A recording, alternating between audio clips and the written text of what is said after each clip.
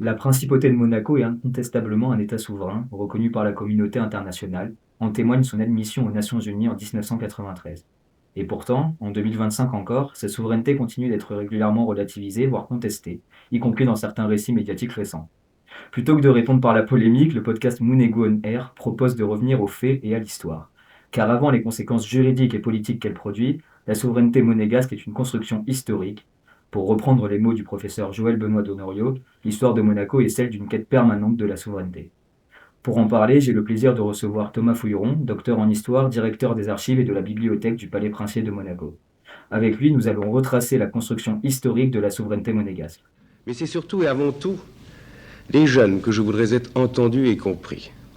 Mon propos n'est pas de débiter des phrases vides de sens et de faire des vaines promesses pour le présent et l'avenir. Mais je voudrais surtout, en faisant un bilan aussi complet que possible de la situation de la principauté dans l'actualité, intéresser et associer la jeunesse monégasque aux destinées de leur pays.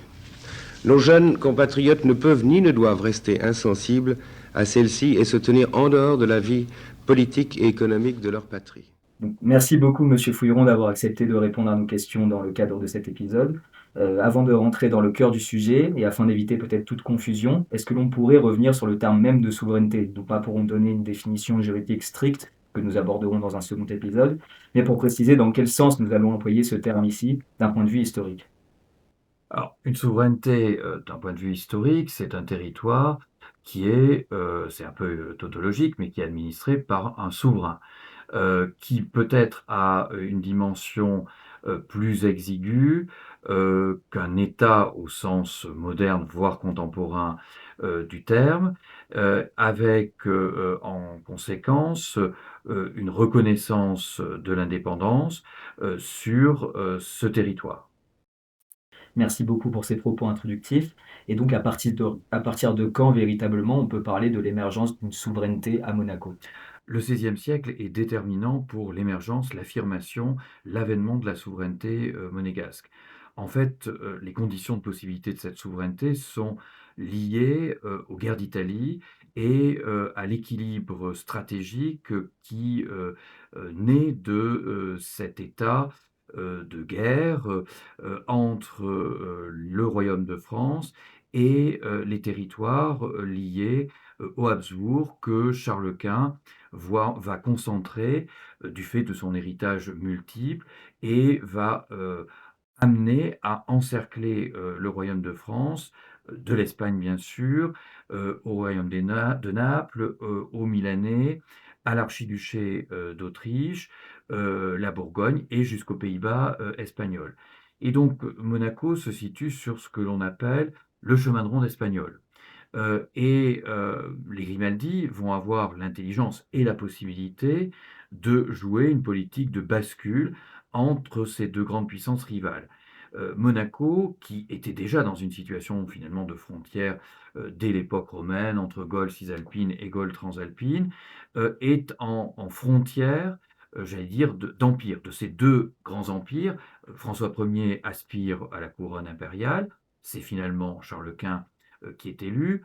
C'est le roi de France qui sera fait prisonnier à Pavie en 1525, mais les Grimaldi ont une sorte de génie d'anticipation et en 1524, ils se placent sous la protection de l'Espagne. Donc, pour le roi de France, Monaco est une sorte de porte d'entrée en direction de l'Italie, puisque la frontière de France, même avec le rattachement du comté de Provence à la fin du XVe siècle, elle n'est qu'au Var, elle est donc avant Nice, à l'ouest de Nice, et Monaco, à contrario, vu de l'Empire, c'est un verrou face aux ambitions italiennes du roi de France. Donc cette situation à la fois périphérique par rapport à ces deux ensembles territoriaux rivaux et en même temps très stratégique va déterminer l'émergence de la souveraineté monégasque puisque en échange de l'alliance que le petit seigneur Grimaldi conclut avec ces deux grandes puissances vont tour à tour reconnaître la souveraineté de Monaco. Le roi Louis XII, le roi de France Louis XII, en 1512 et Charles Quint en 1524. Vous avez évoqué donc le XVIe siècle comme la période qui pose les conditions d'affirmation de la souveraineté de Monaco, mais est-ce que cette souveraineté, avant tout, ne se fait pas en éloignement ou en prise d'indépendance vis-à-vis de la République de Gênes? Alors, bien sûr, c'est effectivement concomitant, même symboliquement, c'est en 1506-1507 que les Génois, pour la dernière fois, font le siège de Monaco et tentent donc de récupérer ce qui, a été leur forteresse frontière occidentale. Puisque lorsque les Grimaldi prennent possession, du rocher en 1297, en tout cas c'est la date qui, a été retenue, par l'historiographie, c'est parce que, Gênes possède le littoral ligure jusqu'à Monaco et c'est dans ce cadre-là que Gênes a fortifié ce rocher qui, donne évidemment, un point défensif, quasiment naturel, mais que, en 1215, il y a eu cet effort de fortification et les Grimaldi qui sont à ce moment-là un petit peu en rupture de banc ils appartiennent au parti guelfe avec, le pouvoir légitime génois qui est à ce moment-là à Gibelin, essaient de trouver un lieu, je dirais d'exil, en tout cas où ils peuvent reconstruire quelque chose, peut-être s'émanciper et progressivement, même si on n'a aucune, idée d'un dessein préconçu, en tout cas, en l'espace de quelques dizaines d'années, entre, la fin du XIIIe et le milieu du XVe siècle, ils conçoivent effectivement cette territorialisation autour de Monaco, puisque au milieu, du XVe siècle, ils ont acquis 2 seigneuries autour, du rocher de Monaco qu'ils ont donc usurpées, du pouvoir, génois et ces 2 seigneuries donc qu'ils, acquièrent, c'est évidemment Menton et Roquebrune en 1346 et 1355. Donc on peut dire, si vous voulez, qu'en 1355, le territoire, alors pas encore au sens de souveraineté, puisque ça, il y a un chemin effectivement vers la souveraineté que le contexte géopolitique de la fin du XVe et du début du XVIe siècle permet de faire éclore, mais en tout cas, la constitution du territoire, il est acquis, elle est acquise, cette constitution du territoire, au milieu du XVe siècle. Et à ce propos, d'ailleurs, vous avez mentionné tout à l'heure la notion de politique de la bascule et même la notion voilà, de protection vis-à-vis d'un grand voisin, voilà, de Charles Quint notamment. Est-ce que pour vous, cette politique de la bascule, c'est un choix délibéré de la part des Grimaldi ou c'est quelque chose de nécessaire quant à la survie en fait, de leur État et de leur quasi-souveraineté, leur début de leur souveraineté? C'est une ardente nécessité, incontestablement. Je ne crois pas qu'il y ait de volonté de passer, de l'un à l'autre, même si mais il faut, se garder en histoire de faire des projections, qui tendraient à l'Uchronie. Mais les Grimaldi, à l'origine, sont condottières. Donc ils sont par définition au service, de ceux qui les emploient, au service, donc de puissances qui ont besoin de ces gens de guerre qui peuvent armer une flotte, qui peuvent lever des hommes dans le cadre d'opérations militaires d'envergure et notamment de la guerre de 100 ans. Mais je crois qu'il y a véritablement un sens de l'opportunité des Grimaldi qui les amène à partir du moment où ils ont à Monaco un territoire pour lequel ils aspirent à la souveraineté, de jouer d'une situation stratégique qui leur est favorable pour acquérir cette reconnaissance de l'indépendance, cette reconnaissance de la souveraineté. Donc, vous avez déjà donc, évoqué voilà, la notion d'émergence de la souveraineté. Quelles sont les grandes dates au XVIe siècle, en tout cas, ou même donc, à la fin du XVe, de cette reconnaissance de la souveraineté? Vous avez mentionné la reconnaissance notamment par Charles Quint. Est-ce qu'il y a d'autres dates qui, pour vous, paraissent clés dans l'affirmation de cette souveraineté monégasque? Ah, il y a presque un train effectivement, de dates, un chapelet, de dates. Évidemment, on le sait, l'histoire aime les dates, mais, il y a surtout des process, qu'il faut effectivement, mettre, au jour.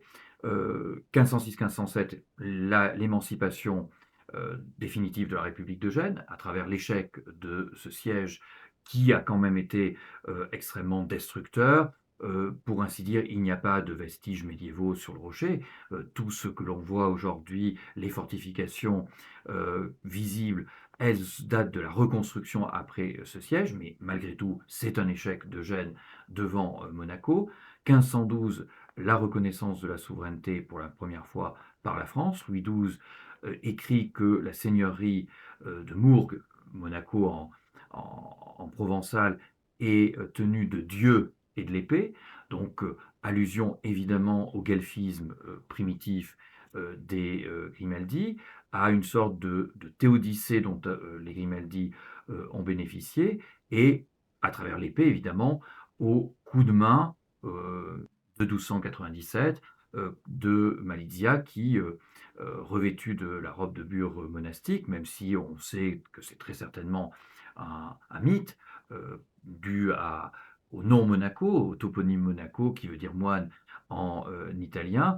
En tout cas, il y a bien effectivement très certainement une ruse qui amène les Grimaldi à faire cheval de Troie au sein de la forteresse frontière génoise qui était Monaco à l'époque. Et puis, dans ce train de dates importantes qui euh, font acte de reconnaissance de la souveraineté, il y a 1524, puisque le pape reconnaît à ce moment-là, à l'occasion d'un acte qui autorise le seigneur de Monaco à exercer son pouvoir temporel, puisque c'est un homme d'église, c'est Augustin Grimaldi qui exerce la tutelle de son neveu Honoré Ier, le père d'Honoré Ier, Lucien, ayant été assassiné en 1523. L'héritier est évidemment mineur, tout jeune enfant, et c'est l'oncle cadet, Augustin Grimaldi, qui avait été voué aux ordres, qui était évêque de Grasse et abbé commendataire de Lérins, de Saint-Honorat de Lérins, qui exerce le pouvoir temporel de manière viagère et qui donc a besoin d'une forme donc d'autorisation, de dispense du pape, et c'est ce qui permet à, dans les archives, je dirais vaticanes, de faire apparaître le nom de Monaco et la souveraineté monégasque qui est évoquée dans cet acte de Clément VII en faveur d'Augustin Grimaldi. Merci. Donc ça, c'est la situation au XVIe siècle avec la reconnaissance, on va dire, internationale pour l'époque.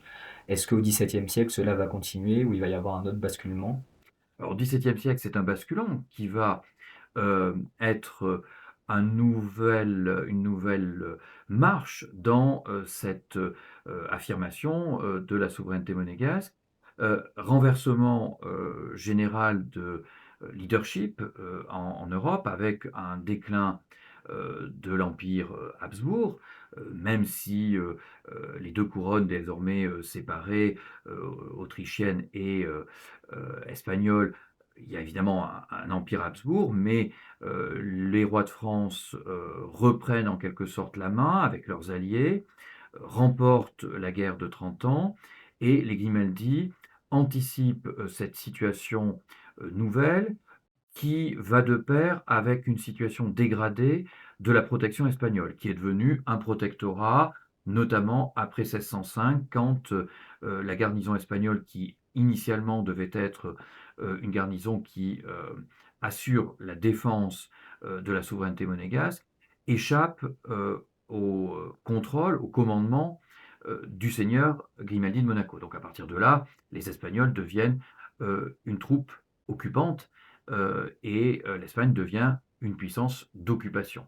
Donc les Grimaldi, prenant acte d'un changement général géopolitique en faveur de la France et mécontents de ce qu'est devenu le protectorat espagnol, à l'issue d'une dizaine d'années de négociations, conclut un traité avec le roi de France, avec Louis XIII, et Louis XIII et son principal ministre Richelieu sont ravis évidemment de ce basculement de Monaco qui entre tout à fait dans le cadre de leur politique italienne. Les Espagnols, on les chasse évidemment dans le nord de la France, et quand le roi de France signe ce traité avec le prince de Monaco, il le signe à Péronne. Donc c'est un roi de guerre, c'est un roi qui est auprès du front avec les troupes espagnoles qui est en Flandre, puisque la frontière avec l'Espagne à travers les Pays-Bas espagnols, elle est aussi au nord de la France. Et il y a ce basculement de Monaco en faveur de la France qui permet un surcroît de reconnaissance de la souveraineté, puisque désormais la garnison française qui va entrer à Monaco, c'est très explicite dès le départ, elle est sous l'autorité, sur le commandement direct du prince. Donc elle est là comme auxiliaire de la souveraineté, elle n'est pas du tout là comme troupe d'occupation. Même si évidemment, c'est l'entrée de Monaco comme souveraineté périphérique du Royaume de France. Désormais, Monaco, je dirais, fait partie du système du Royaume de France à travers un certain nombre de souverainetés périphériques que, à dessein, le roi maintient dans le cadre d'une politique d'influence.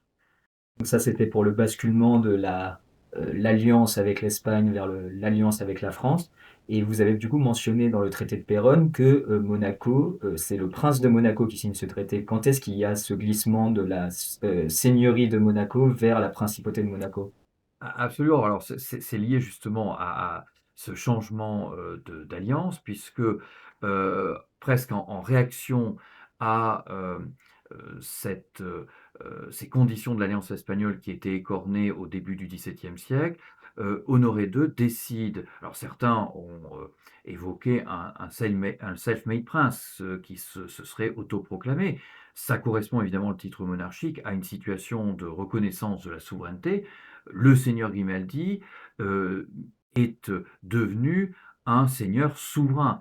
Il est évidemment en latin Dominus Monoequi, le seigneur de Monaco, le maître de Monaco, mais au sens souverain. Et donc les changements de symbolique monarchique avec la mise en place un peu partout en Europe du système de la monarchie absolue appellent en quelque sorte une clarification des termes avec l'adoption du titre monarchique, du titre princier, de prince souverain de Monaco en 1612, qui est reformulé dans le sens prince et seigneur. D'abord, on évoque 1612 seigneur et prince, puis prince et seigneur en 1619, et finalement, presque sur la fin de la période de protectorat espagnol, en 1633, l'Espagne daigne reconnaître ce titre princier dans la correspondance entre les deux souverains. Mais évidemment, c'est le traité de Péronne qui consacre en quelque sorte cette reconnaissance, ce qui fait entrer Monaco dans la Société européenne des souverains.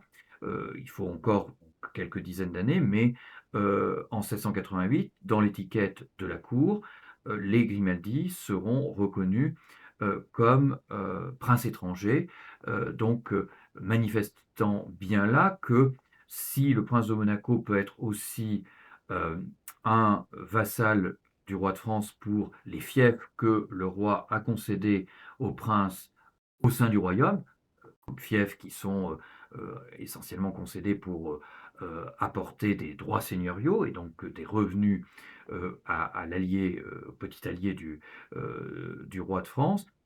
Pour ce qui est de la principauté de Monaco, le prince est reconnu comme pleinement souverain.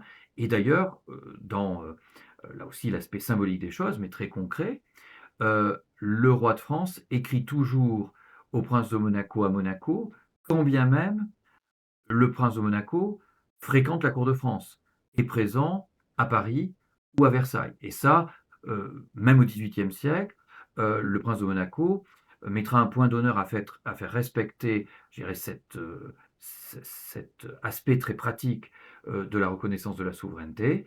Il n'y a pas de lien direct, en tout cas pour ce qui est de l'ordre des questions diplomatiques, quand bien même le prince de Monaco est absent de Monaco une grande partie du temps parce que il est à la cour de France, le roi de France lui écrit en sa principauté à Monaco.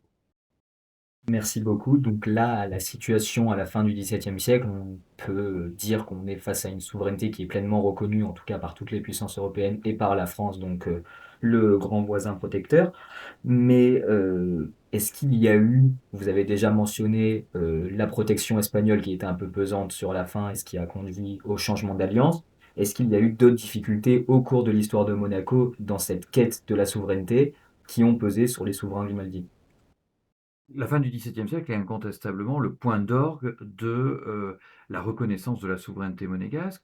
D'ailleurs, dans certains textes, j'allais dire de théoriciens, alors parfois un petit peu utopiques, mais je pense à deux textes, les économies royales de Sully, donc là on est encore au XVIIe siècle, ou le projet de paix perpétuelle en Europe de l'abbé de Saint-Pierre, là on est en 1713, on est au moment du traité d'Utrecht. Monaco figure dans la conception d'un Sénat européen et donc d'une sorte de confédération européenne avant l'heure. Donc, preuve effectivement de cette pleine intégration, de cette pleine reconnaissance de Monaco dans cette société européenne des souverains. Parce que on est dans ce contexte d'affrontement franco-espagnol qui a duré durant tout le XVIe siècle et jusqu'à la paix des Pyrénées en 1659. Après, Monaco est un peu moins intéressant pour le roi de France. Donc il y a une forme de résurrection, j'allais dire, des appétits voisins, de la puissance moyenne voisine en particulier, qui peut, notamment au XVIIIe siècle, à nouveau se faire entendre. Quand je parle de puissance qui convoite Monaco, qui lui est voisine, c'est évidemment les États de Savoie. Euh, Monaco, incontestablement, est une terre de culture italienne, non pas seulement du fait de l'origine génoise des Grimaldi, mais au XVIIIe siècle, d'ailleurs quand on écrit à Monaco, même si l'Italie politique n'existe pas, les plis, les lettres dans l'adresse mentionnent Monaco, principauté, Italie. Donc, quand bien même cette principauté est l'allié du roi de France, on voit bien que lorsque l'Italie va faire son unité, évidemment, dans un contexte post-révolutionnaire et éclosion des idées libérales et nationales au début du XIXe siècle, cette unification italienne peut se faire très facilement au détriment de Monaco. D'autant plus que certains territoires pouvaient passer comme convoités par les uns et les autres. Je pense à la Turbie. La frontière n'a jamais été jusqu'en 1760 très bien fixée entre Monaco et la Turbie. Elle est fixée définitivement en 1760, mais plutôt au détriment de la principauté. Preuve, vous le voyez, et à ce moment-là, la France, qui n'est plus la puissance dominante en Europe, c'est l'Angleterre qui emporte, est sur le point d'emporter la guerre de 7 ans, traité de Paris en 1763, peut moins soutenir Monaco. euh, Peut-être aussi que la France est un peu moins motivée parce que Monaco a un peu moins d'intérêt qu'elle n'avait. Monaco était, je dirais, sur une question brûlante au XVIe et XVIIe siècle, justement sur cette frontière franco-espagnole. Le contexte change un peu et il y a une forme un peu de banalisation de la situation de Monaco qui est un petit peu moins stratégique et intéressante. Et les États de Savoie, donc le royaume de Piémont-Sardaigne, va essayer effectivement de profiter d'un contexte qui va lui être favorable, euh, notamment au début du XIXe siècle, puisque en 1817, pour sanctionner la France post-napoléonienne, qui certes est restaurée avec les Bourbons, on ne replace pas la principauté dans la situation d'avant 1792, donc avant euh, l'annexion de Monaco par la France, par la République française au tout début de l'année 1793, mais on place Monaco sous le protectorat du Piémont-Sardaigne. Donc évidemment là, on met le doigt dans un engrenage qui a failli être pleinement fatal à Monaco, puisque le contexte général du Risorgimento, de l'aspiration nationale des différentes souverainetés italiennes à construire une unité de la péninsule, va amener en 1848 à la sécession de Menton et de Roquebrune, donc à une perte territoriale, une perte démographique, à une perte économique extrêmement importante pour Monaco, puisque Menton, c'était le poumon économique à travers l'agriculture qui était la culture de spéculation, la culture d'exportation.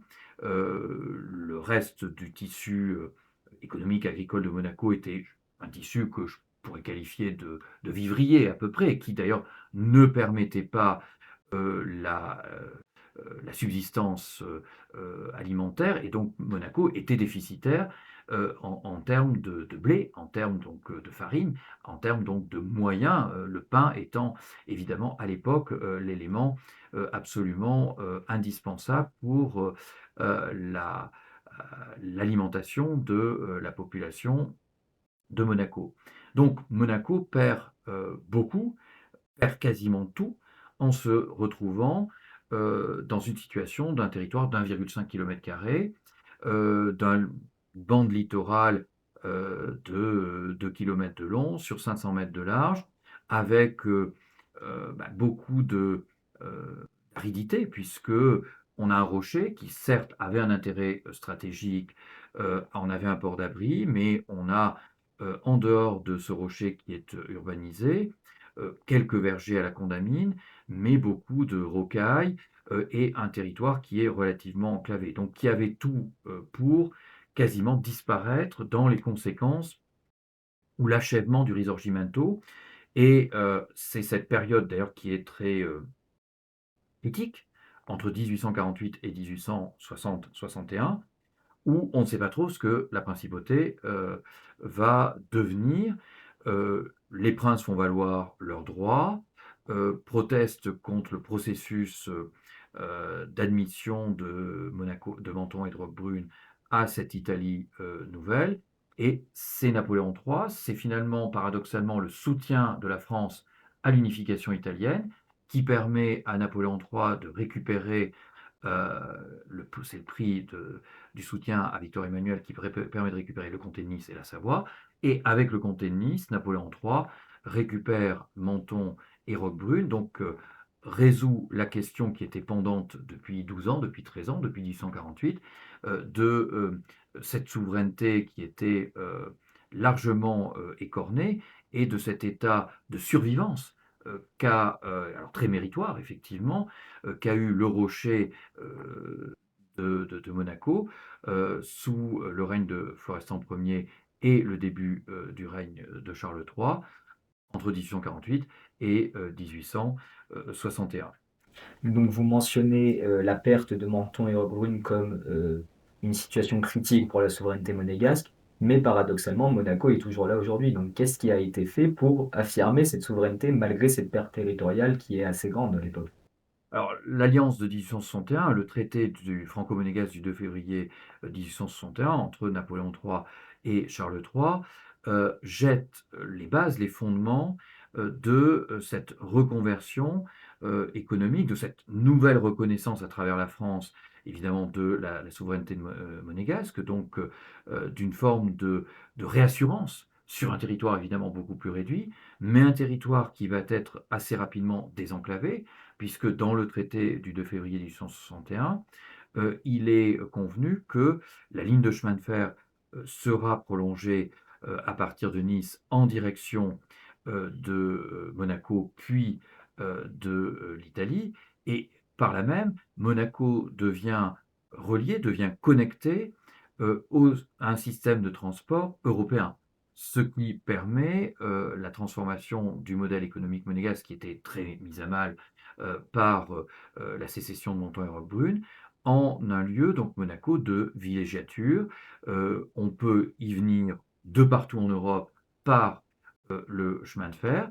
Et puis, le prince Charles III trouve l'homme d'affaires, François Blanc, qu'on va surnommer le magicien de Monte-Carlo, et qui trouve les méthodes de création donc d'un nouveau modèle qui est symbolisé par la fondation d'un quartier nouveau, d'une ville nouvelle, Monte-Carlo. Donc Monte-Carlo, le nom même, symbolise ce changement de paradigme économique, donc fondation en 1866.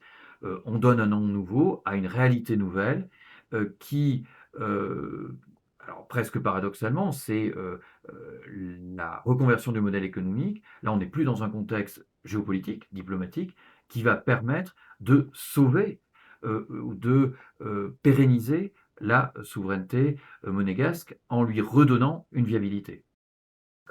Et je crois qu'il y a un gros effort du prince Charles III à l'époque, d'un point de vue notamment diplomatique et d'un point de vue symbolique à l'intérieur de Monaco pour affirmer cette souveraineté et affirmer Monaco en tant qu'État comme les autres, entre guillemets.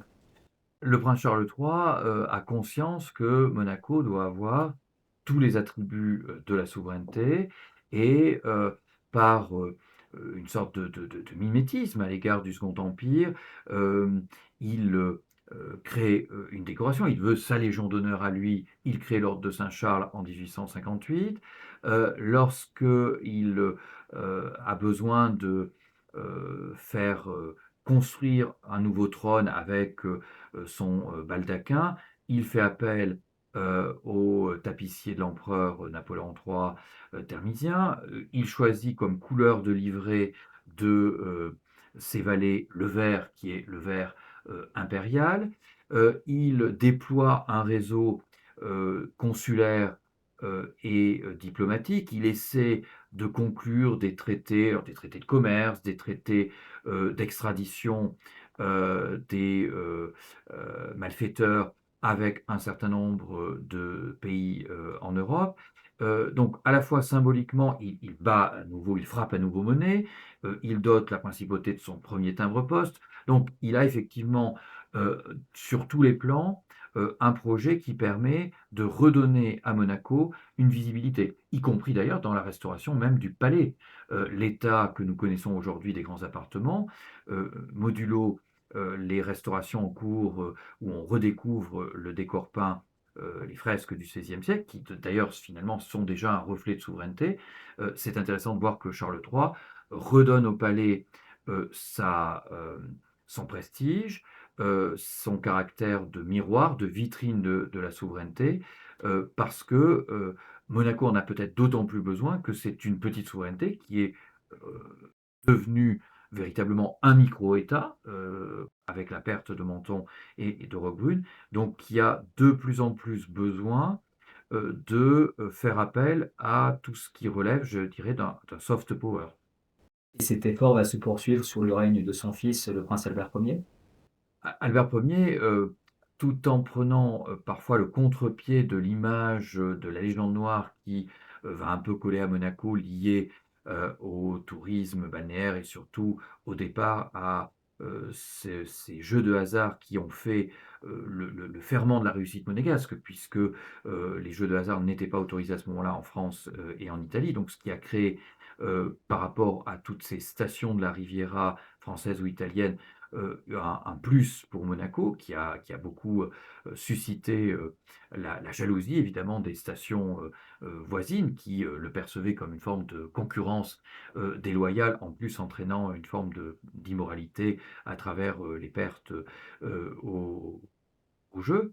Et Albert Ier, tout en conjuguant ses goûts personnels, ses aspirations au voyage, aux grands horizons et à être un prince utile, c'est son expression, va faire de Monaco une sorte de capitale mondiale de l'océanographie, cette science nouvelle.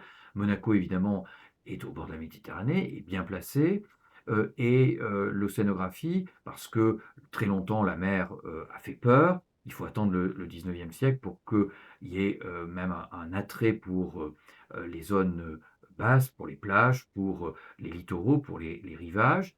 Et Albert Ier, en faisant de, du musée océanographique une sorte de temple ou de palais de la mer et de lieu de conservation des résultats de ses campagnes scientifiques, va donner effectivement une notoriété. Alors, il y a évidemment toute une série d'instruments, mais qui montre bien, encore une fois, que la politique sur la longue durée de Monaco ne peut s'inscrire dans la l'importance territoriale de son territoire ou de sa population, mais dans la valeur symbolique des pratiques culturelles et d'autant plus quand on s'est éloigné de la situation géopolitique de départ du XVIe siècle. Monaco, j'allais dire là, était sur un point chaud. On parle, j'aime bien l'image et la métaphore de la tectonique des plaques. Monaco était à ce moment-là dans une zone de frottement de ces grandes plaques tectoniques. C'est plus véritablement le cas par la suite. Donc il faut que le pouvoir, le soft power, le pouvoir culturel au sens large, prenne le relais. Ça ne veut pas dire que c'est une économie qui est totalement déconnectée de la réalité, mais qui doit évidemment composer avec une exiguïté territoriale. Donc, on comprend bien que Monaco ne peut pas être puissamment un site de production d'industrie manufacturière, même si les princes ont toujours voulu à une forme de variété du tissu économique. Et on sait, pendant la période des Trente Glorieuses, que le prince régnier a souhaité que des entreprises pharmaceutiques, cosmétiques, de l'industrie propre, de la mécanique de précision voient aussi le jour à Monaco. Et ensuite, est-ce que les deux conflits mondiaux ont constitué une remise en cause de la souveraineté de Monaco? Ou plutôt, pour tourner la question, comment Monaco a su se maintenir à la suite de ces deux conflits mondiaux, pendant ces deux conflits mondiaux, et surtout, au cours du XXe siècle, à la suite du XXe siècle, comment la souveraineté a pu continuer de s'affirmer? Monaco a échappé aux dangers que représentaient les deux conflits mondiaux, en tout cas pour une part, et par les conséquences de ces conflits en termes de recomposition territoriale et de modification des frontières. Dans les deux cas, Monaco, évidemment, a été non belligérant. Pendant la Première Guerre mondiale, néanmoins, Monaco devient un arrière-pays pour les troupes alliées et pour l'accueil des blessés dans les grands hôtels transformés en hôpitaux. Donc évidemment, c'est une forme de fausse neutralité. Le prince Albert Ier se range bien du côté des puissances alliées et non pas des empires centraux. La France, évidemment, joue son rôle, j'allais dire séculaire, pluriséculaire, de protectrice de Monaco, en intégrant au traité de Versailles le 28 juin 1919, dans son article 436, son nouveau traité d'alliance avec Monaco. Le 17 juillet 1918, la République française et la Principauté ont signé un nouveau traité qui rapproche fortement Monaco de la France, à tel point que certains pourront parler d'une forme juridique de protectorat dans l'application de notamment son entraide administrative, du fait qu'un certain nombre de hautes fonctions de l'État, au premier rang desquelles la fonction de chef de gouvernement, a été réservée à des hauts fonctionnaires français, mais c'est ce qui a aussi sauvé Monaco. Donc le traité du 17 juillet 1918, il était avant tout conjoncturel. C'était une façon pour la principauté de se replacer, j'allais dire, sous l'aile protectrice finalement d'un des grands vainqueurs de la Première Guerre mondiale et de faire admettre à travers le traité de Versailles à la communauté internationale que Monaco, à travers ses relations privilégiées particulières avec la France, du fait de la géographie et du fait de l'histoire, avait toujours droit de cité sur la carte politique de l'Europe.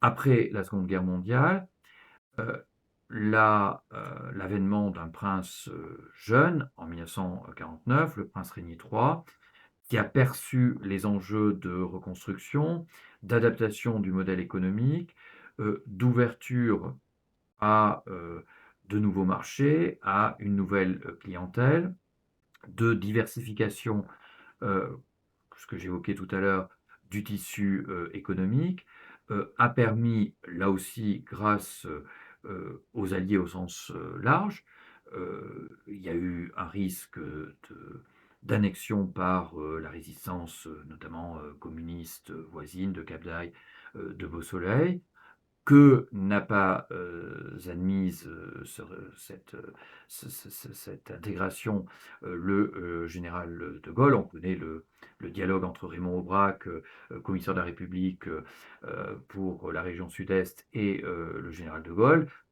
qui aurait peut-être approuvé un état de fait si Monaco avait été dans je dirais, parfois la ferveur, mais aussi euh, la- l'aveuglement de l'enthousiasme de la libération si Monaco avait été annexé, mais le fait aussi que les troupes américaines aient libéré, avec la participation de la résistance locale, Monaco en septembre 1944, fait que les limites du territoire monégasque sont d'emblée respectées euh, par la puissance qui est la grande puissance vainqueur de la Seconde Guerre mondiale, et qui permet à Monaco, j'allais dire une nouvelle fois, d'échapper à ce qui aurait pu lui valoir de disparaître de l'horizon de la situation internationale. Merci beaucoup. Et puis à la fin du XXe siècle, eh ben, il y a évidemment cette admission aux Nations Unies qui parachève, on va dire, la construction de la souveraineté monégasque. Est-ce que vous pouvez nous en dire un peu plus? Alors, le prince Régnier III a compris évidemment que il pouvait à la fois compter sur son allié protecteur presque naturel depuis le XVIIe siècle, donc la France, ce que l'on appelle aujourd'hui encore la communauté de destin entre la France et Monaco, tout en considérant que le multilatéralisme qui naissait de l'après-Seconde Guerre mondiale, avec la constitution de grandes organisations internationales, avec aussi leurs limites, les limites que l'on connaît, Monaco devait pleinement s'intégrer à cette communauté internationale. Ça a été sans doute l'obsession de son règne, depuis l'admission euh, aux organismes spécialisés de l'ONU, donc dès l'après-Seconde Guerre mondiale, et même durant la période où le souverain nominalement était encore son grand-père Louis II, donc admission à l'OMS, admission au sein de l'UNESCO, et puis évidemment euh, un souhait dès l'origine de rejoindre le Conseil de l'Europe, à plusieurs reprises, pour faire reconnaître l'appartenance de Monaco à la grande famille des européennes, des libertés fondamentales et des droits reconnus, de l'état de droit reconnu, et qui a été donc jusqu'à la fin de sa vie, donc jusqu'à l'automne 2004, avec cette admission au Conseil de l'Europe. Et puis, en 1993, vous l'évoquiez, l'admission au sein de l'ONU, situation d'après-guerre froide qui permet l'admission à nouveau des petits États, et la France de François Mitterrand qui soutient l'admission donc de Monaco en 1993, 183e État membre de l'ONU. En quelque sorte, on retrouve une situation de Monaco pérennisée, avec un niveau de reconnaissance qui était celui du XVIe, XVIIe siècle, quand le roi, l'empereur et le pape avaient, en quelques dizaines d'années, reconnu tour à tour la souveraineté monégasque. Merci beaucoup. Donc, on espère que nos auditeurs auront bien compris comment s'est construite et affirmée cette souveraineté à Monaco. Peut-être une dernière question. Donc, comme avec le recul historique, comment expliquer que la souveraineté de Monaco continue d'être aussi souvent mal comprise, voire caricaturée, alors même que son existence étatique, elle est ancienne et elle est incontestable? Parce que Monaco, dans son exiguïté même, est une forme de curiosité de l'histoire, presque certains pourraient dire d'anomalie, puisque Monaco survit à des mouvements qui auraient dû presque logiquement l'emporter, notamment l'unification italienne. Donc cette situation de curiosité, je dirais, interpelle, et interpelle à la fois positivement et négativement. Et ce qui amène les deux faces, je dirais, d'une même monnaie qui sont la légende noire et la légende dorée qui entourent toujours Monaco et sa souveraineté. Est-ce bien sérieux Monaco? Est-ce bien un véritable État avec tous les attributs de la souveraineté? Bon, tout ça a été relativisé aujourd'hui même dans un monde interdépendant, très mouvant. Quel est encore le sens de la souveraineté? On peut s'interroger même d'ailleurs à propos des grands États, donc a fortiori sur Monaco, qui ne peut pas, sur le plan, si l'alpha et l'oméga de la souveraineté, encore une fois, c'est la puissance militaire et l'importance territoriale et l'emprise euh, sur le globe à travers une présence planétaire, bah, non, Monaco, sa présence planétaire, encore une fois, elle est assurée par son rayonnement culturel. Donc, on peut aussi comprendre les détracteurs de Monaco, le tout, et je crois que votre podcast peut être tout à fait être un formidable relais, une formidable caisse de résonance pour comprendre cette souveraineté monégasque. Il ne s'agit pas de l'exagérer, elle est aussi à relativiser, elle est à comprendre dans une forme d'imbrication territoriale avec la France, mais en même temps avec une ouverture méditerranéenne. Et peut-être pour terminer, je rappellerai le bon mot du prince Régnier III répondant à Jacques Chancel dans une émission radiophonique fameuse, Radioscopie, qui a fait les beaux jours de France Inter dans les années 70 à 90. Jacques Chancel posait la question au prince Régnier III, entre la France et l'Italie, parce que vous êtes en quelque sorte enserré euh, historiquement dans ces deux grands ensembles, qui choisiriez-vous? Et le prince Régnier III, dans une forme de malice qui lui était bien particulière, avait répondu spontanément: je choisirai la mer, bien entendu. Merci beaucoup Thomas Fleuron d'avoir accepté de répondre à notre question et nos questions et d'avoir accepté de participer à ce podcast.